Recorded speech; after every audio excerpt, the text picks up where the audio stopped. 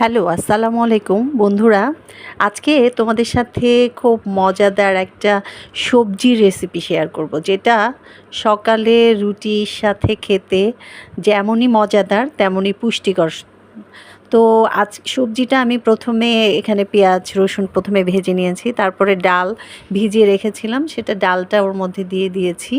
দিয়ে তারপরে যেই সবজিগুলো আসলে একটু দেরি হয়, তারপরে ডালের মধ্যে তো অ্যাজ ইউজুয়াল যেভাবে আমরা লবণ, আদা বাটা, একটু রসুন বাটা, তারপরে হলুদ, এগুলো তো দিয়েছি, রসুন কাঁচামরিচ। তারপরে এর মধ্যে আগে যেহেতু পেঁপেটা সিদ্ধ হতে একটু সময় লাগে, সো আমি পেঁপেটা আগে দিয়ে নিচ্ছি। তো পেঁপে নিয়ে ডালটাকে আমি কিছুক্ষণ একটু সিদ্ধ করে নিব।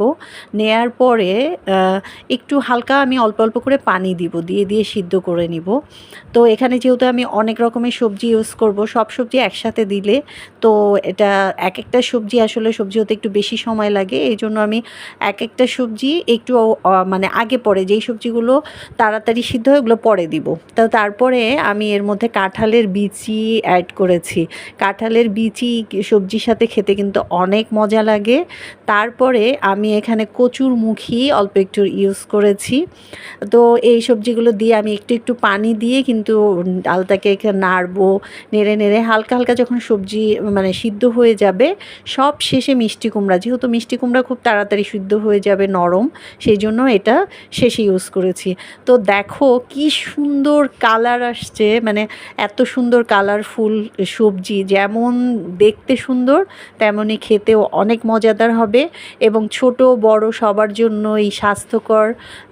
সকালে এই সবজি এক বাটির সাথে যদি আমরা একটা রুটি খাই, তো সারা দিনের আমাদের মানে সবজির যে চাহিদা সেটা পূরণ হয়ে যাবে।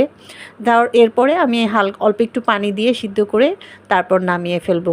তো তোমরা সবাই বাসায় ট্রাই করে দেখতে পারো, এরকম কালারফুল, দেখতেও সুন্দর, সবাই খেতে পছন্দ করবে।